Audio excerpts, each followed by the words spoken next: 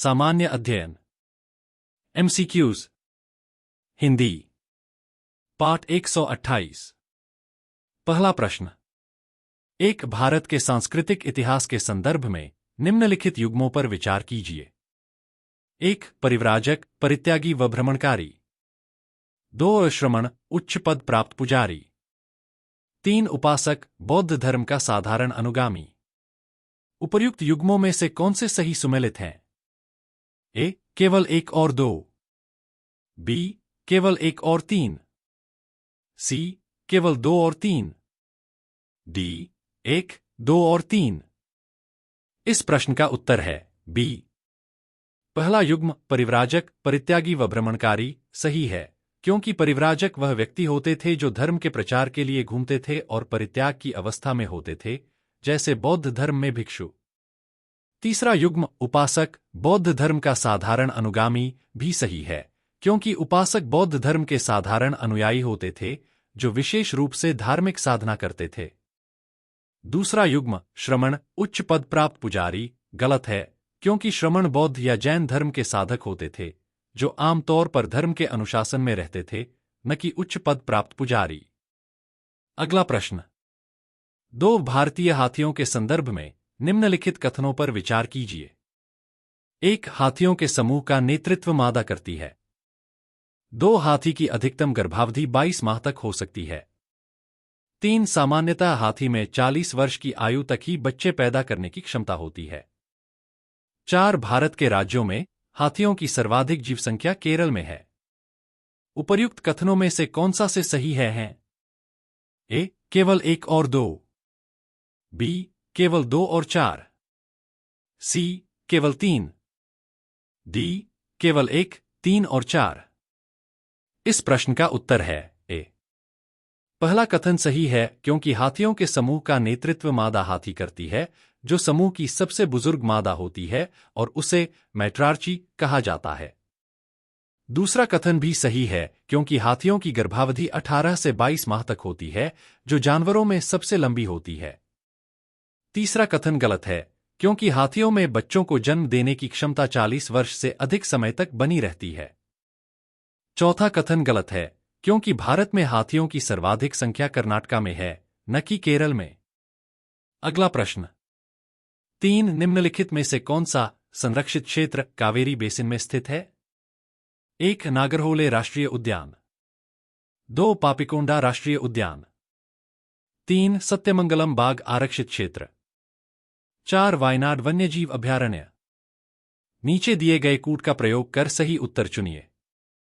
ए केवल 1 और 2, बी केवल 3 और 4, सी केवल 1, 3 और 4, डी 1, 2, 3 और 4। इस प्रश्न का उत्तर है सी।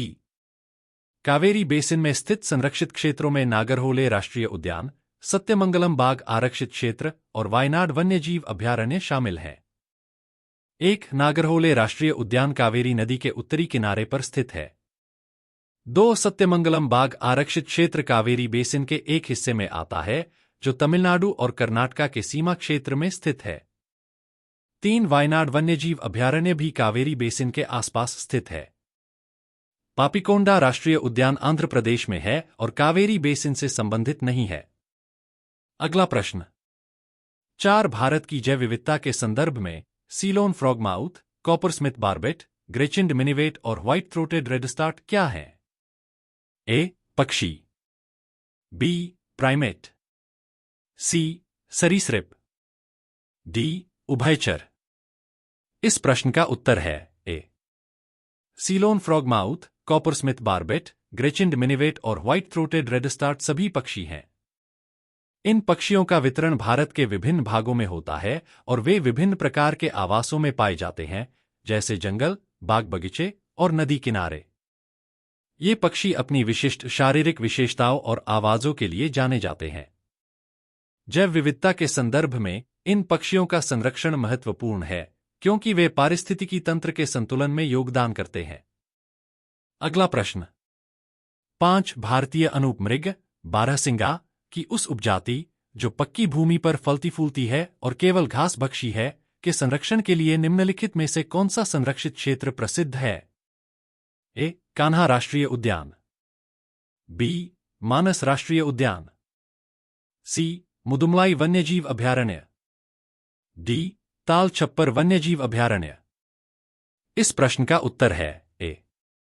कान्हा राष्ट्रीय उद्यान मध्य प्रदेश में स्थित है और यह भारतीय अनूप मृग बारहसिंगा की उपजाति के संरक्षण के लिए प्रसिद्ध है, जो पक्की भूमि पर फलती फूलती है और केवल घास भक्षी है।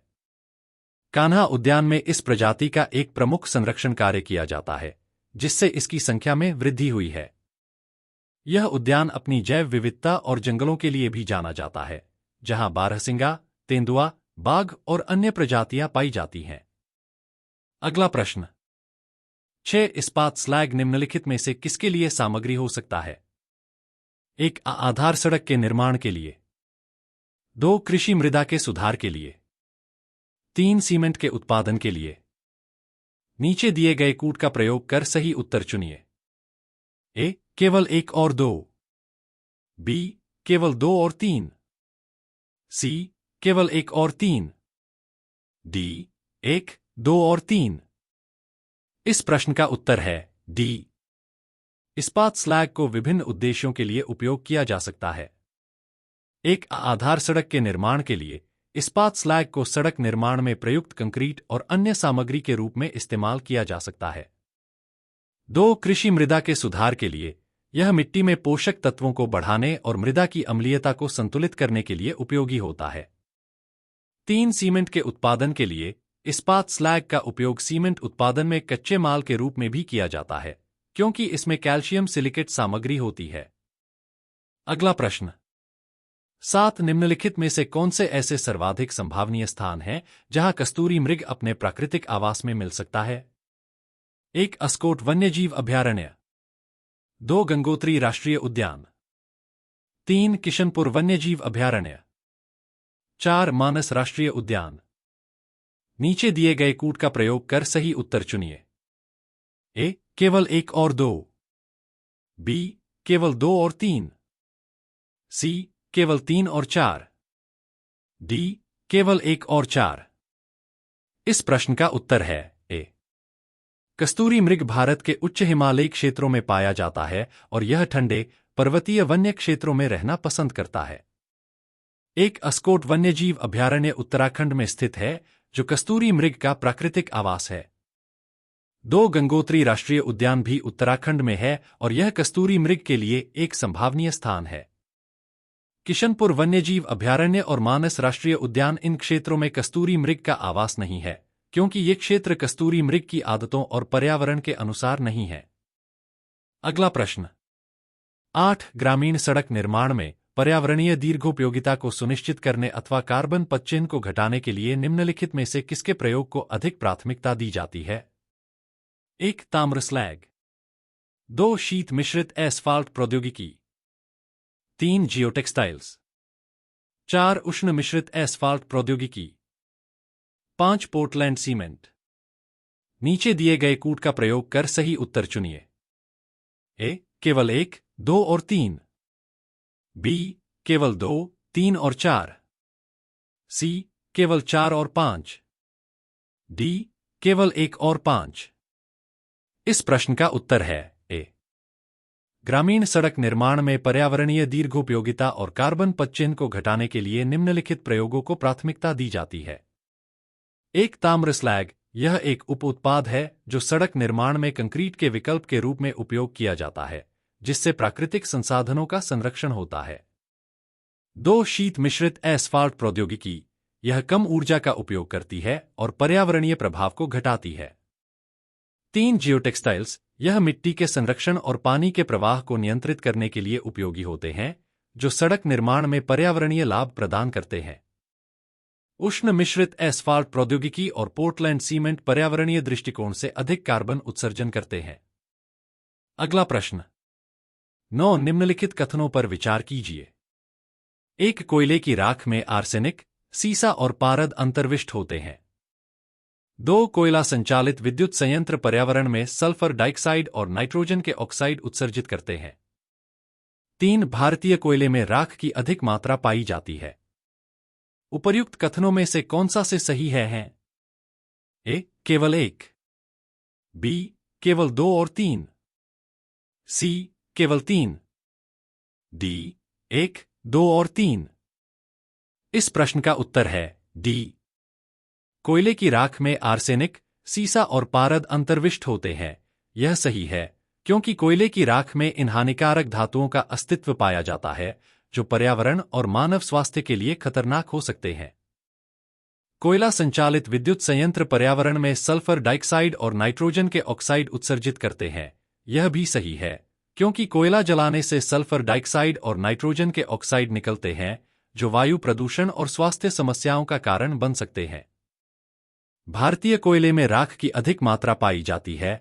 यह भी सही है। भारतीय कोयले में अन्य देशों की तुलना में अधिक राख होती है जो ऊर्जा उत्पादन में दक्षता को प्रभावित करती है। अगला प्रश्न 10. खेती में बायोचार का क्या उपयोग है? 1. बायोचार ऊर्ध्वाधर खेती वर्टिकल फार्मिंग में वृद्धिकर माध्यम के अंश के रूप में प्रयुक्त किया जा सकता है। 2. जब बायोचार वृद्धिकर माध्यम के अंश के रूप में प्रयुक्त किया जाता है तो वह नाइट्रोजन यौगिकीकारी सूक्ष्मजीवों की वृद्धि को बढ़ावा देता है। 3. जब बायोचार वृद्धिकर माध्यम के अंश के रूप में प्रयुक्त किया जाता है तब वह उस वृद्धिकर माध्यम की जलधारण क्षमता को अधिक लंबे समय तक बनाए रखने में सहायक होता है। उपर्युक्त कथनों में से कौन सा से सही है? ए. केवल 1 और 2, बी. केवल 2, सी. केवल 1 और 3, डी. 1, 2 और 3। इस प्रश्न का उत्तर है डी। बायोचार ऊर्ध्वाधर खेती में वृद्धिकर माध्यम के अंश के रूप में प्रयुक्त किया जा सकता है। यह सही है, क्योंकि बायोचार को ऊर्ध्वाधर खेती में मृदा के सुधारक के रूप में प्रयोग किया जा सकता है, जिससे पौधों की वृद्धि में सुधार होता है। बायोचार नाइट्रोजन यौगिकीकारी सूक्ष्मजीवों की वृद्धि को बढ़ावा देता है। यह भी सही है, क्योंकि बायोचार सूक्ष्मजीवों के लिए एक आदर्श आवास प्रदान करता है, जिससे उनकी संख्या बढ़ती है। बायोचार जलधारण क्षमता को बनाए रखने में सहायक होता है। यह भी सही है, क्योंकि बायोचार मृदा की जलधारण क्षमता को बढ़ाता है और इसे लंबे समय तक बनाए रखता है।